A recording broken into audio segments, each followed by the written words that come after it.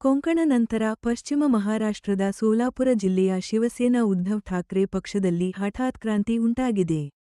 ಮಾಜಿ ಸಚಿವ ಉತ್ತಮ್ ಪ್ರಕಾಶ್ ಖಂಡಾರೆ, ಮಾಜಿ ಶಾಸಕ ರತಿಕಾಂತ್ ಪಾಟೀಲ್, ಜಿಲ್ಲಾ ಮುಖ್ಯಸ್ಥ ಅಮರ್ ಪಾಟೀಲ್, ಮಾಜಿ ಜಿಲ್ಲಾ ಮುಖ್ಯಸ್ಥ ಸಾಯಿನಾಥ ಭಂಗ್ರಾವ್ ಮತ್ತು ಇತರ ದೊಡ್ಡ ಶಿವಸೈನಿಕರು ತಮ್ಮ ತಾಯಿಗೆ ತಮ್ಮ ನಿಷ್ಠೆಯನ್ನು ತ್ಯಜಿಸಿ ಶಿವಸೇನಾ ಏಕನಾಥ್ ಶಿಂಧೆ ಪಕ್ಷಕ್ಕೆ ಸೇರಿದ್ದಾರೆ. ಇದರಿಂದಾಗಿ ಜಿಲ್ಲೆಯಲ್ಲಿ ಠಾಕ್ರೆ ಬಣ ಇನ್ನಷ್ಟು ದುರ್ಬಲಗೊಂಡಿದೆ. ಆದಾಗ್ಯೂ, ಶಿವಸೇನೆ ಠಾಕ್ರೆ ಬಣದ ಕಾರ್ಯದರ್ಶಿ ವಿನಾಯಕ್ ರಾವತ್ ಮಾಧ್ಯಮಗಳಿಗೆ ಪತ್ರವೊಂದನ್ನು ಕಳುಹಿಸಿದ್ದು, ಮಾಜಿ ರಾಜ್ಯ ಸಚಿವ ಉತ್ತಮ್ ಪ್ರಕಾಶ್ ಖಂಡಾರೆ ಮತ್ತು ಜಿಲ್ಲಾ ಮುಖ್ಯಸ್ಥ ಅಮರ್ ಪಾಟೀಲ್ ಪಕ್ಷ ವಿರೋಧಿ ಚಟುವಟಿಕೆಗಳಲ್ಲಿ ತೊಡಗಿದ್ದಾರೆ ಮತ್ತು ಅವರನ್ನು ಪಕ್ಷದಿಂದ ಹೊರಹಾಕಿದ್ದಾರೆ ಎಂದು ಆರೋಪಿಸಿದ್ದಾರೆ. ಅದೇ ಸಮಯದಲ್ಲಿ ಇಬ್ಬರೂ ಪಕ್ಷಕ್ಕೆ ರಾಜೀನಾಮೆ ನೀಡುವುದಾಗಿ ಘೋಷಿಸಿದರು. ಅಮರ್ ಪಾಟೀಲ್ ಅವರ ತಂದೆ, ಸೋಲಾಪುರ ದಕ್ಷಿಣದ ಮಾಜಿ ಶಾಸಕ ರತಿಕಾಂತ್ ಪಾಟೀಲ್ ಮತ್ತು 1978 ರಿಂದ ಶಿವಸೇನೆಯಲ್ಲಿ ಕೆಲಸ ಮಾಡುತ್ತಿರುವ ಸ್ಥಳೀಯ ಹಿರಿಯ ನಾಯಕ, ಮಾಜಿ ಜಿಲ್ಲಾ ಮುಖ್ಯಸ್ಥ ಸಾಯಿನಾಥ ಭಂಗ್ರಾವ್ ಕೂಡ ಶಿವಸೇನೆ ಠಾಕ್ರೆ ಬಣವನ್ನು ತೊರೆದು ಶಿವಸೇನೆ ಶಿಂಧೆ ಬಣವನ್ನು ಸೇರಿದರು. ಇವರೆಲ್ಲರೂ ಮುಂಬೈನಲ್ಲಿ ಉಪಮುಖ್ಯಮಂತ್ರಿ ಏಕನಾಥ್ ಶಿಂಧೆ ಅವರ ಸಮ್ಮುಖದಲ್ಲಿ ಪಕ್ಷ ಸೇರಿದರು. ಶಿವಸೇನೆ ಠಾಕ್ರೆ ಬಣದ ಪರವಾಗಿ ಅಮರ್ ರತಿಕಾಂತ್ ಪಾಟೀಲ್ ಅವರು ಸೋಲಾಪುರ ದಕ್ಷಿಣ ಕ್ಷೇತ್ರದಿಂದ ವಿಧಾನಸಭಾ ಚುನಾವಣೆಯಲ್ಲಿ ಸ್ಪರ್ಧಿಸಿದ್ದರು. ಆ ಸಮಯದಲ್ಲಿ ಮಹಾಮೈತ್ರಿಕೂಟದ ಪ್ರಮುಖ ಮಿತ್ರ ಪಕ್ಷವಾದ ಕಾಂಗ್ರೆಸ್, ಪಾಟೀಲ್ ಅವರನ್ನು ಬೆಂಬಲಿಸಲಿಲ್ಲ ಮತ್ತು ಬದಲಾಗಿ ಸ್ವತಂತ್ರ ಅಭ್ಯರ್ಥಿ ಧರ್ಮರಾಜ್ ಕಡಾಡಿ ಅವರ ಬೆಂಬಲಕ್ಕೆ ನಿಂತಿತು.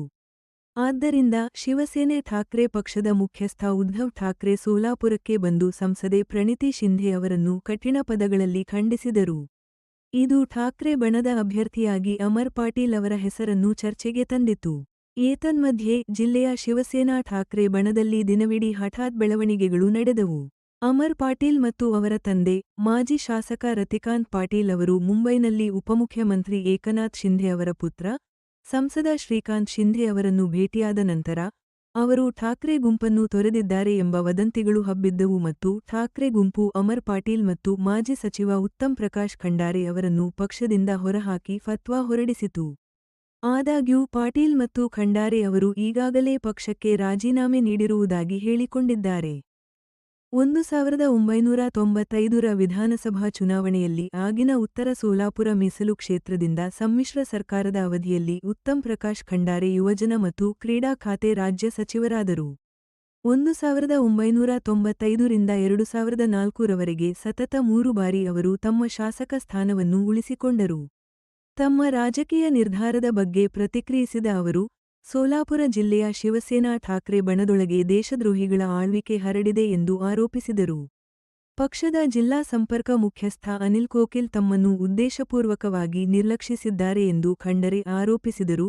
ಶಿವಸೇನಾ ಠಾಕ್ರೆ ಗುಂಪಿನ ಜಿಲ್ಲಾ ಮುಖ್ಯಸ್ಥ ಪ್ರೊ. ಪಕ್ಷ ತೊರೆದು ಏಕನಾಥ್ ಶಿಂಧೆ ಬಣಕ್ಕೆ ಸೇರುವವರು ದುರಾಸೆ ಮತ್ತು ಆಮಿಷಗಳಿಗೆ ಬಲಿಯಾಗುತ್ತಿದ್ದಾರೆ ಎಂದು ಅಜಯ್ ದಾಸರಿ ಆರೋಪಿಸಿದರು.